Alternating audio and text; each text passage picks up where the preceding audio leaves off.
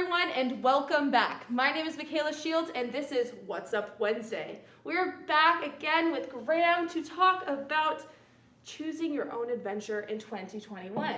Yep. This is week 2. Last week, we talked about how voting is a choice and how, these next couple of months, we're going to be having to make a lot of choices that will impact our 2021. Mm-hmm.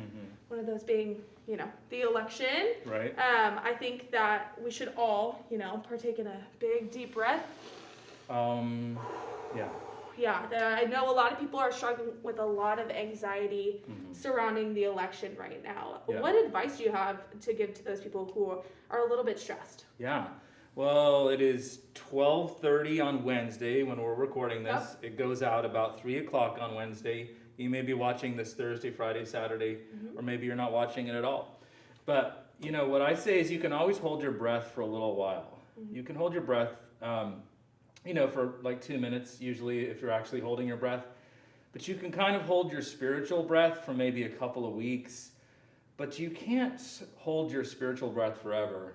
And I definitely think this is a time to give it to God, to breathe, and to realize that we may not know the outcome of this election one way or another for a month. I mean, Right. We just have no idea. Right. I think it's really important to just take a breath and, ground yourself. And it's going to be up to however it's going to happen. Exactly. And just a reminder just to be kind to one another. I think that's especially important. But moving on to week 2, we are going to be talking about the text to Corinthians 8, verse 1 through 5. I know that there's 2 terms in there that you specifically wanted to talk about. You wanted to talk about extreme poverty and overflowing joy. Now, those are 2 very different things. Right.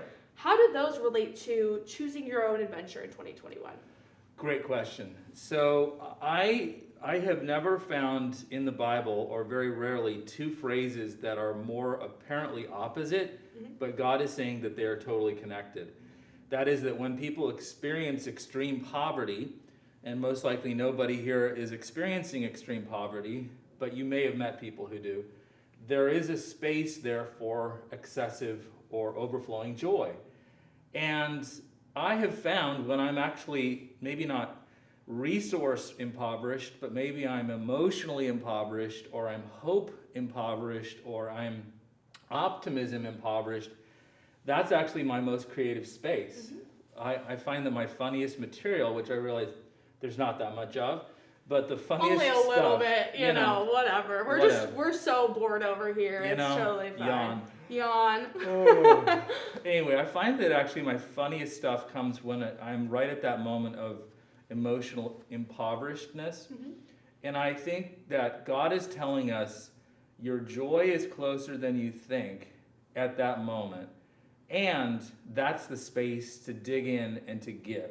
So whatever that looks like for us, if it's resources, if it's encouragement, if it's time with somebody else, that's when we are at our best. Right.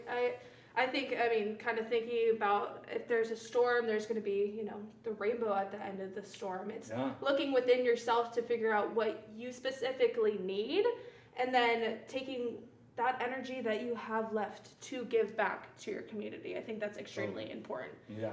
Now, we have talked about a lot of trials and tribulations. It's hard not to. We're in a very unusual time.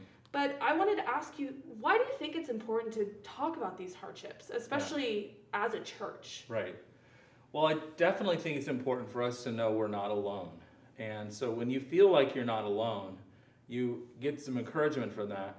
Also, I've always been the kind of person that does better when I'm sort of am at the front of the pack rather than the back of the pack. And so there is that thing of, I'm not doing that well, but Joe Smith over there is really doing badly. I think I'm going to feel better about me. So there's some of that.